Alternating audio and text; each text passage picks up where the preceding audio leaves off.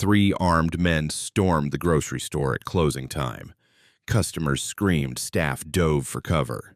But the elderly cashier didn't panic. He moved with military precision that left police speechless. Because Charlie wasn't just a grocery worker. The fluorescent lights hummed their familiar tune as Charlie Matthews began his end-of-shift routine at Murphy's Family Grocery. Same as every night for the past 8 years. Lock the front registers, count the till, stack the receipt rolls in perfect rows. At 67, Charlie moved with the deliberate pace of someone who'd learned that rushing rarely improved anything. His gray hair was neatly combed, his green Murphy's polo shirt pressed and clean, his name tag slightly crooked, a detail that somehow made him more approachable.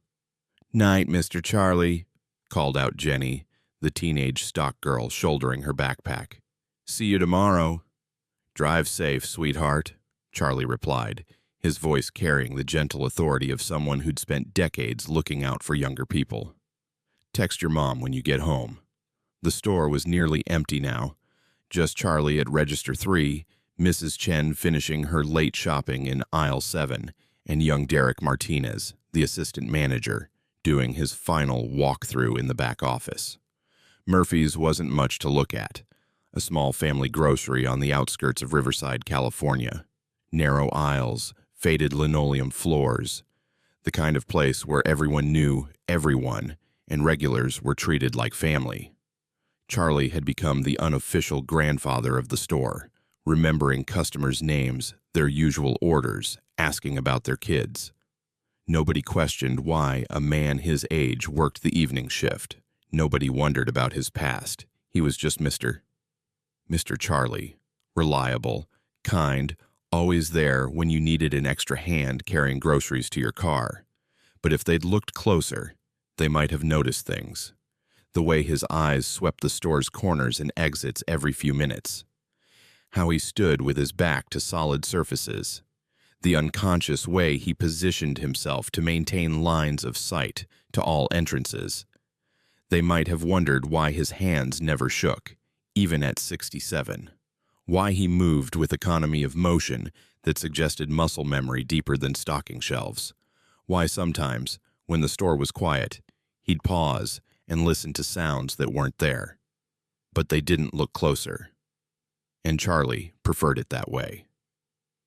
Chapter 2. The Storm. At 9:47 p.m., everything changed. Charlie was processing Mrs. Chen's weekly shopping, the usual items she bought every Thursday night, when the front door chimes sounded. He glanced up with his standard welcoming smile, ready to tell the late customer they had just a few minutes before closing. 3 men entered, young, late 20s, moving wrong. Too fast, too purposeful, eyes scanning not like shoppers, but like predators mapping territory. The first through the door was tall and lean, wearing a hoodie despite the warm California evening. The second was shorter, stockier, baseball cap pulled low. The third hung back by the entrance, hands in his jacket pockets, watching the parking lot. Charlie's training kicked in before his conscious mind even processed the threat. 30 years of operational experience doesn't just disappear because you're wearing a name tag instead of tactical gear. Threat assessment. 3 subjects, coordinated movement, lookout positioned at exit, concealed weapons likely based on posture and clothing choices, innocent bystanders, Mrs. Chen at register, Derek somewhere in the back office, no other customers visible. Escape routes, front entrance blocked by subject 3, emergency exit through stockroom, service entrance delivery bay. Time to act, seconds. "Everybody on the ground, now!" The tall one had pulled a .38 revolver, sweeping it across the store with the jerky movements of someone high on adrenaline and possibly something else. The second man produced a semi-automatic pistol, newer model, held sideways in a grip that screamed amateur. Mrs. Chen's shopping basket hit the floor, oranges rolling across the linoleum. Her scream cut through the air, high and sharp with terror. "Empty the registers, all of them. Move!" But Charlie didn't move. Not the way they expected. What happened next would be analyzed frame by frame by law enforcement professionals. 3 different security cameras captured angles of an event that shouldn't have been possible. Charlie didn't dive for cover. He didn't freeze with hands raised. Instead, he shifted his weight in a way that put the register's solid base between him and the armed men, while simultaneously moving toward Mrs. Chen. "Money in the bag. Now, old man." The tall gunman waved his weapon at Charlie, who appeared to comply, reaching toward the register. But his movement was calculated, positioning himself at precisely the right angle. When Charlie moved, it was with speed that defied his age and occupation. His left hand shot out, grabbing Mrs. Chen's wrist and pulling her down behind the candy display. "Cover, not concealment," his training whispered. His right hand found the register's emergency cash release, while his body completed a pivot that put him in position for what came next. The tall gunman stepped closer, impatient. "Faster!" That's when Charlie demonstrated skills no grocery store cashier should possess. In one fluid motion, he vaulted over the register counter, not around it, over it, landing in the main aisle with perfect balance. The stocky gunman spun toward him, pistol tracking, but Charlie was already inside his reaction time. What happened next took 3 seconds. Charlie's hand clamped down on the gunman's wrist, thumb finding the precise pressure point that caused involuntary muscle release. The pistol clattered to the floor. In the same movement, Charlie's elbow drove into the man's solar plexus, folding him over. The lookout by the door shouted a warning, fumbling for his own weapon. But Charlie was already moving, using the stocky gunman's body as a shield while scooping up the dropped pistol with movements that spoke of muscle memory trained under fire. The tall gunman fired wild, the .38's report deafening in the confined space. The bullet shattered a display of pasta sauce, sending glass and marinara across the floor. Charlie's response was textbook close-quarters combat. He drove forward, staying low, using the grocery aisles for cover while closing distance. The lookout finally cleared his weapon, a compact .380, but Charlie was already inside the optimal engagement range. The old man's hand shot out like a striking snake, trapping the gunman's wrist and rotating it in a direction wrists weren't designed to go. The .380 flew free, skittering under a display of breakfast cereals. A knee strike to the solar plexus dropped the lookout. An elbow to the back of the neck ensured he'd stay down. The tall gunman, now alone and facing someone who clearly wasn't what he appeared to be, made the mistake of trying to reload. Charlie closed the remaining distance in 2 quick steps. His hand found the revolver's cylinder, preventing it from closing. A palm strike to the gunman's nose sent him backward into a display of chips, unconscious before he hit the floor. 45 seconds. 3 armed men neutralized. No shots fired by Charlie, no innocent bystanders harmed. The silence that followed was broken only by Mrs. Chen's quiet sobbing and the distant sound of sirens. Derek had triggered the silent alarm from the back office. Charlie stood among the scattered groceries, an unconscious gunman, breathing steadily, checking each threat to ensure they were secured. Then he calmly walked to Mrs. Chen, helped her to her feet, and asked if she was hurt. Who are you?" she whispered, staring at him as if seeing him for the first time. Charlie straightened his crooked name tag and gave her the same gentle smile he'd worn every day for 8 years. "Just Mr. Charlie, sweetheart. Just Mr. Charlie." But they both knew that wasn't true anymore. The Riverside Police Department had seen its share of robberies. Convenience stores, gas stations, the occasional bank. What they hadn't seen was an elderly grocery store employee single-handedly neutralizing 3 armed suspects with techniques that looked like something out of a special operations manual. Detective Maria Santos arrived on scene 12 minutes after the 911 call. 20-year veteran, she'd investigated everything from petty theft to organized crime. But the scene at Murphy's Family Grocery left her speechless. 3 suspects, all unconscious, all zip-tied with industrial cable ties that Derek had produced from the stockroom at Charlie's request. Weapons secured and cleared. No shots fired except one wild round from the suspects. One elderly civilian with not so much as a scratch on him. "Walk me through it," Santos said to Charlie, who sat calmly at a small table in the store's break room, sipping coffee from a chipped mug. "3 men came in just before closing," Charlie replied in the same mild tone he used to ask a customer if they needed help finding anything. "They had guns. They threatened Mrs. Chen and the staff. I couldn't let that happen." "Mr. Matthews," Santos said carefully, "I've been a cop for 20 years. I've seen what civilians do when faced with armed robbery. They comply, they hide, they get hurt. They don't disarm 3 gunmen with their bare hands." Charlie met her gaze steadily. "I got lucky." "Lucky." Santos flipped through her notepad. "The security footage shows tactical movement, pressure point control, close quarters combat techniques. That's not luck, Mr. Matthews. That's training." "I watch a lot of movies." Santos rubbed her temples. She'd reviewed the footage 3 times. Charlie's movements were textbook, if the textbook was written for special operations forces. The precision, the economy of motion, the way he assessed and neutralized threats while protecting civilians. "Mr. Matthews, I need you to be straight with me. What's your background?" Charlie sipped his coffee. 8 years at Murphy's. Before that, I worked in transportation. Transportation. Logistics. Moving things from one place to another. It was technically true, Charlie reflected. He had spent 30 years moving assets, intelligence, personnel, problems, from one place to another. The fact that those moves often took place in countries most Americans couldn't find on a map, under circumstances the State Department preferred to forget, was beside the point. Santos was saved from further interrogation by the arrival of 2 men in dark suits. FBI, by their bearing, and the way uniformed officers suddenly found other places to be. Agent David Park was Korean-American, early 40s, with the kind of intense focus that suggested he'd seen things that left marks. His partner, Agent Lisa Hoffman, was younger, blonde, scanning the scene with eyes that missed nothing.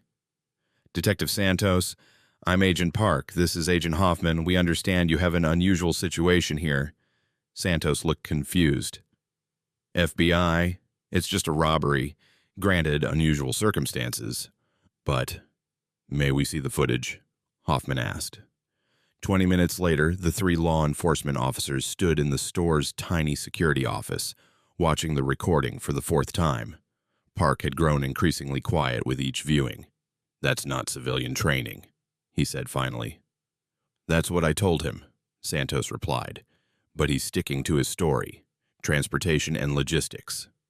Park and Hoffman exchanged a look that Santos didn't miss. "Is there something you're not telling me?" she asked.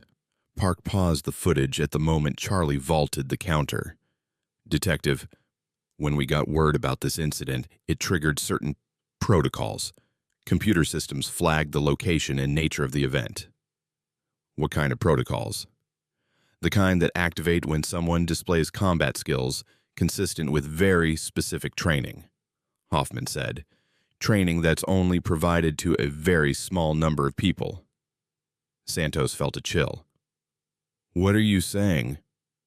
"We're saying," Park continued, "that your grocery store employee just demonstrated techniques taught to CIA Special Operations Group personnel. And, according to our preliminary background check, Charles Edward Matthews has an employment history going back exactly 8 years. Before that, he doesn't exist." The break room at Murphy's had never hosted a meeting quite like this one. Charlie sat at the same table, still wearing his Murphy's polo shirt, still looking like someone's grandfather. Across from him sat 2 FBI agents who'd spent the last hour making phone calls that required security clearances Santos didn't have. "Mr. Matthews," Park began, "we've run your background through every database we have access to.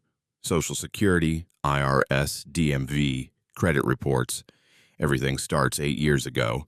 Before that, Charles Edward Matthews doesn't exist. Charlie sipped his coffee. People start over sometimes. Not like this, Hoffman said. This is the kind of clean slate that requires professional help. Government-level professional help. I wouldn't know about that. Park leaned forward. The techniques you used tonight, I've seen them before. I was Army Special Forces before joining the Bureau. Those were CQC methods taught at Camp Peary. Charlie's coffee cup paused halfway to his lips. Camp Peary, the farm, CIA's primary training facility for Special Operations Group personnel. Very few people outside the intelligence community even knew that name. I wouldn't know about that either, Charlie said, but his voice had lost some of its folksy gentleness. Charlie, Hoffman said softly, we're not here to expose you. We're here because what you did tonight saved lives. Mrs. Chen, Derek, possibly others if those men had gotten away and tried this somewhere else. But we need to understand who you are. The silence stretched. Outside, crime scene techs were finishing up, and Derek was answering questions about the store's security procedures. The normal world going about its business while 3 law enforcement officers sat with a man who'd just revealed himself to be something far more complex than his name tag suggested. Finally, Charlie spoke.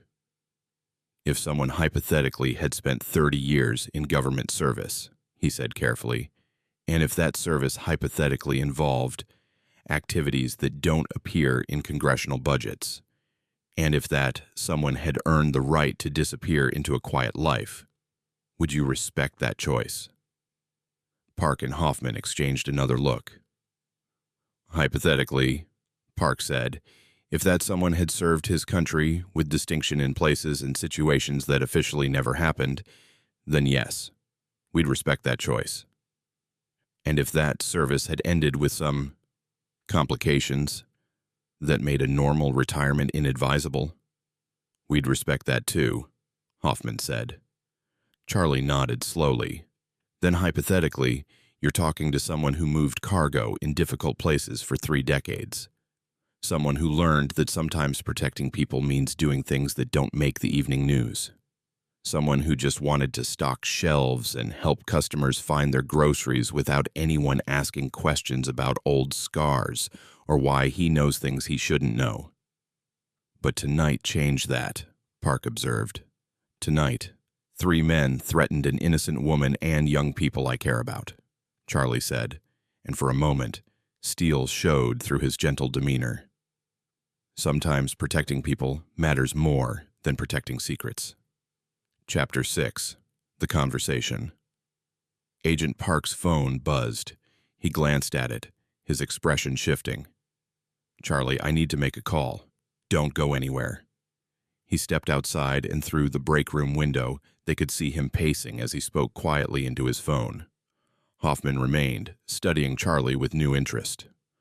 How long? She asked. How long what? How long were you operational? Charlie considered his answer. Long enough to learn that there are 2 kinds of people in the world. Those who run toward danger when innocents are threatened, and those who run away. Everything else is just details. And the 3 men tonight? They chose wrong, Park returned, his expression unreadable. Charlie, that was my SAC. He made some calls to Langley, spoke to some people with longer memories than mine. Charlie waited. They remember a Charles Matthews, career intelligence officer, recruited out of the Army Rangers in 1974, specialized in asset extraction and hostile environment operations. Service record is classified, but the parts they could share, impressive doesn't begin to cover it. That was a long time ago, Charlie said. They also remember how his career ended, Park continued. Operation went sideways in 1994. Eastern Europe, post-Cold War cleanup. Charlie's team was betrayed, sold out to local criminal organizations. 4 good agents died. Charlie survived, but with a target on his back that would follow him for decades. The break room fell silent, except for the hum of the refrigerator and distant traffic. The agency gave him a choice, Park said. Stay operational with extensive protection or disappear completely. New identity, new life, but with the understanding that he could never surface again. Never claim his pension, never contact old colleagues, never acknowledge his service. Charlie's hands were steady on his coffee cup, but Hoffman noticed the slight tightening around his eyes. For 28 years, Park continued, Charles Matthews, the CIA officer, was dead, and Charlie Matthews, the grocery store employee, was born. Until tonight, Hoffman added. Charlie smiled, and for the first time it wasn't entirely gentle. Until 3 idiots decided to threaten my family. Your family? Mrs. Chen shops here every Thursday for 8 years, buys groceries for her grandchildren, always asks about my health. Derek's been working here since he was 16, putting himself through community college. Jenny's saving money for nursing school. Charlie's voice grew quiet. When you don't have blood family, you make family where you find it. Park's phone buzzed again. This time his conversation was even shorter.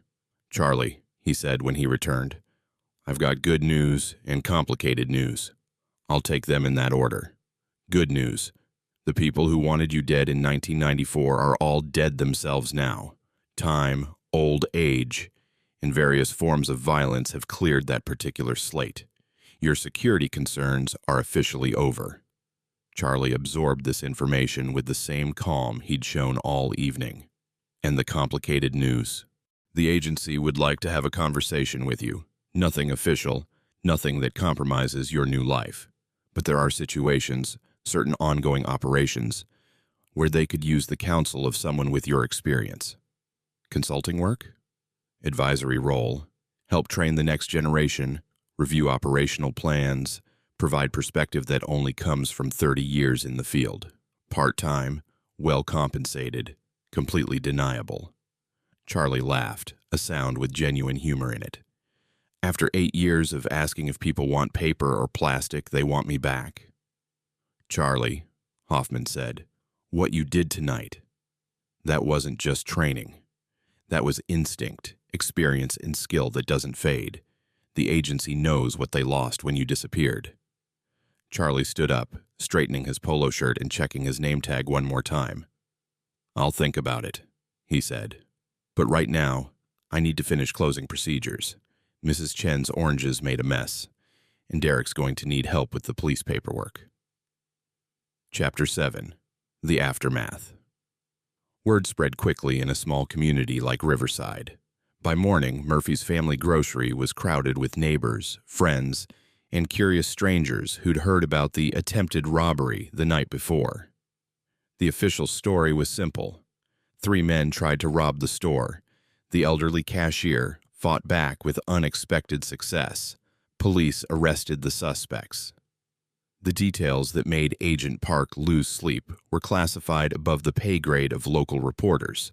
Charlie worked his regular shift, scanning groceries and bagging purchases as if nothing had changed. But everything had changed. Mrs. Chen arrived at her usual time, moving carefully and accompanied by her adult son. She approached Charlie's register with obvious nervousness. Mr. Charlie, she said quietly, I don't know how to thank you. No need for thanks, sweetheart. You just keep buying those oranges. They're good for you. But she wasn't finished. My son wants to know, are you really just a grocery store employee? Charlie smiled, the same gentle expression he'd worn for 8 years. I'm whatever I need to be to keep good people safe. Her son, a businessman in his 40s, who'd never been closer to violence than action movies, studied Charlie with new eyes. Those men could have killed us all, he said. But they didn't, Charlie replied, and now they won't hurt anyone else either. Throughout the day, customers approached Charlie differently. Word of his actions had spread, details growing more dramatic with each telling. By afternoon, he'd supposedly fought off 5 men, then 7, then an entire gang. Jenny, the teenage stock girl, found him during his break. Mr. Charlie, is it true what they're saying, That you're like a secret agent or something? Charlie considered his answer carefully. Jenny, I'm someone who spent a long time learning how to protect people. Now I stock shelves and run a register.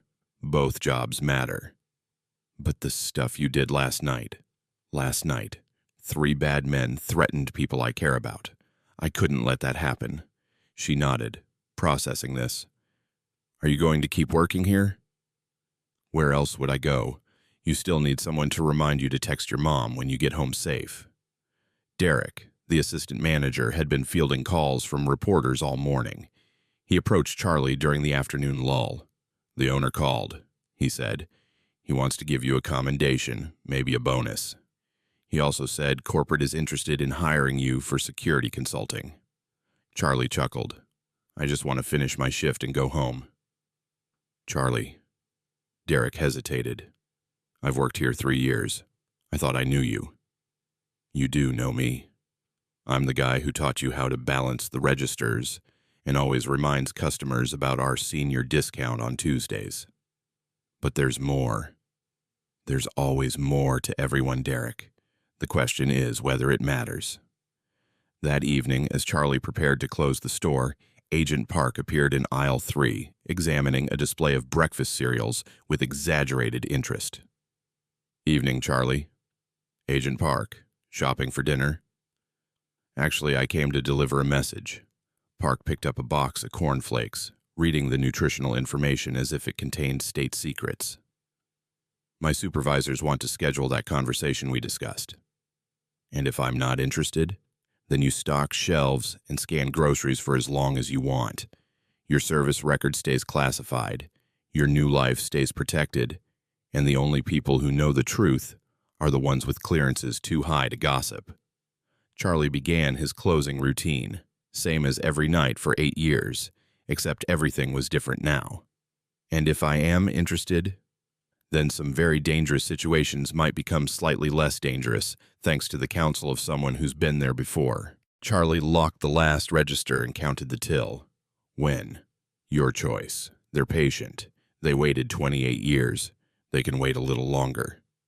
Monday's my day off. Park smiled. Monday works. Chapter 8. Full circle. 6 months later, Charlie still worked at Murphy's Family Grocery. Still scanned groceries, still remembered customers' names, still asked about their families. But now, he also spent Mondays in nondescript office buildings, reviewing operational plans and teaching young intelligence officers lessons that couldn't be found in any manual. The 3 robbers had been sentenced to 15 years each, with early parole unlikely given the federal charges that had mysteriously been added to their cases. The security footage of their capture had become required viewing at FBI training facilities, though Charlie's identity remained classified. Mrs. Chen still shopped on Thursday nights, always stopping to chat with Charlie about her grandchildren. Derek had been promoted to assistant store manager and was engaged to Jenny, who'd started nursing school with help from a scholarship that an anonymous donor had funded. The store felt the same, looked the same, operated the same, but everyone who worked there or shopped there regularly knew that something had changed. There was a feeling of safety, of protection, that went beyond normal community bonds. Late one Thursday evening, as Charlie prepared to close, a young man entered the store, early 20s, nervous energy, scanning the layout in a way that triggered every alarm Charlie had learned to trust over 30 years. Charlie's hand moved unconsciously toward the panic button Derek had installed after the robbery, but something stopped him. The young man's nervousness wasn't predatory, it was desperate. We're closing in 5 minutes, Charlie said gently. Is there something specific you need? The young man approached the counter, hands shaking. I don't have money for food. I haven't eaten in 2 days. I was thinking. He gestured vaguely toward the registers.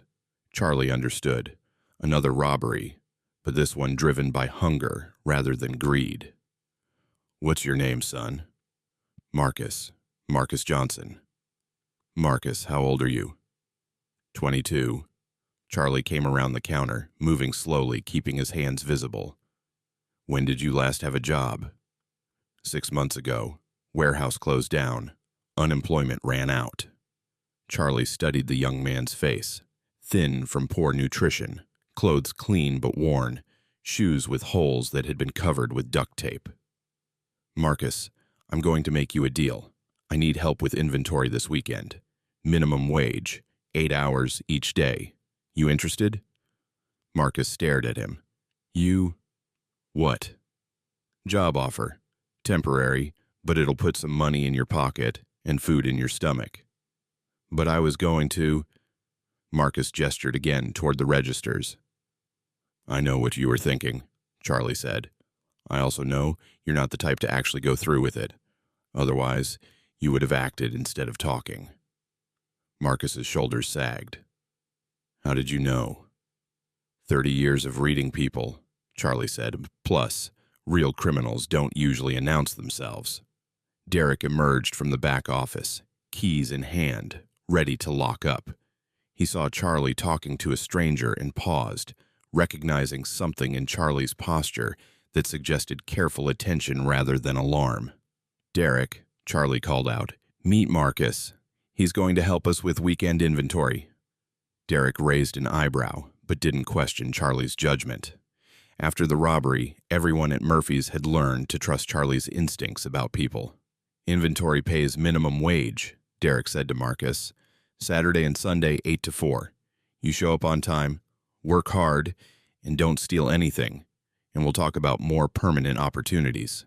Marcus looked between them, confusion and hope warring on his face. You're serious? Dead serious, Charlie said. But first, let's get you something to eat. 20 minutes later, Marcus sat in the break room with a sandwich, a bag of chips, and a soda that Charlie had paid for out of his own pocket. Derek had gone home, leaving Charlie to finish closing procedures. Why are you helping me? Marcus asked between bites. Charlie considered the question while he restocked the receipt paper. Because everyone deserves a chance to make better choices. Because being hungry and desperate doesn't make you a criminal. And because sometimes the best way to prevent crime is to eliminate the reasons people turn to it in the first place. But you don't know me. I could be lying about everything. You could be, Charlie agreed, but I don't think you are. And even if you were, feeding someone who claims to be hungry is never a mistake. Marcus finished his sandwich in silence, watching Charlie complete his closing routine with the same methodical precision he applied to everything. Mr. Charlie, Marcus said finally, I heard about what happened here a few months ago, about the robbery. What about it? People say, you're not really just a grocery store employee. Charlie paused in his counting of the register receipts. People say a lot of things. Are you going to ask me about my background? Run a check or something? Marcus, I've learned that people's past matters less than what they choose to do next. You had a choice tonight. You could have tried to rob the store, probably failed, and ended up in jail. Instead, you're sitting here with a job offer and a sandwich. That tells me what I need to know about who you are. What if I disappoint you? Charlie finished counting the receipts and looked directly at Marcus. Then you disappoint me. But that doesn't mean the chance wasn't worth giving. As they prepared to leave, Marcus asked one more question. Mr. Charlie, do you think people can really change? Like, completely start over? Charlie switched off the store lights, leaving only the security illumination. In the dim glow, his expression was thoughtful. Marcus, I know for a fact that people can start over. Sometimes they have to. Sometimes they choose to. Sometimes the world changes around them, and starting over is the only option that makes sense. They walked toward the front door together. The question isn't whether people can change, Charlie continued. The question is whether they have the courage to do the work that change requires. Outside, the parking lot was empty except for Charlie's modest sedan and Marcus's bicycle. The night was warm and quiet, the kind of peaceful evening that made small towns feel safe. See you Saturday morning, Charlie said. 8 o'clock sharp. I'll be here, Marcus promised. Charlie watched the young man ride away, pedaling hard on a bike that had seen better years, but would get him where he needed to go. Then he got into his car and drove home to a small apartment filled with books he'd never had time to read during 30 years of government service. Behind him, Murphy's family grocery stood quiet and secure, protected by more than locks and alarms. Protected by the knowledge that sometimes the most important battles aren't fought in foreign countries or classified operations, but in the everyday choices that people make to help each other. Charlie Matthews, grocery store employee and retired CIA operative, had found something that 30 years of classified service couldn't provide: a family worth protecting, and a community that protected him in return. And sometimes that was enough.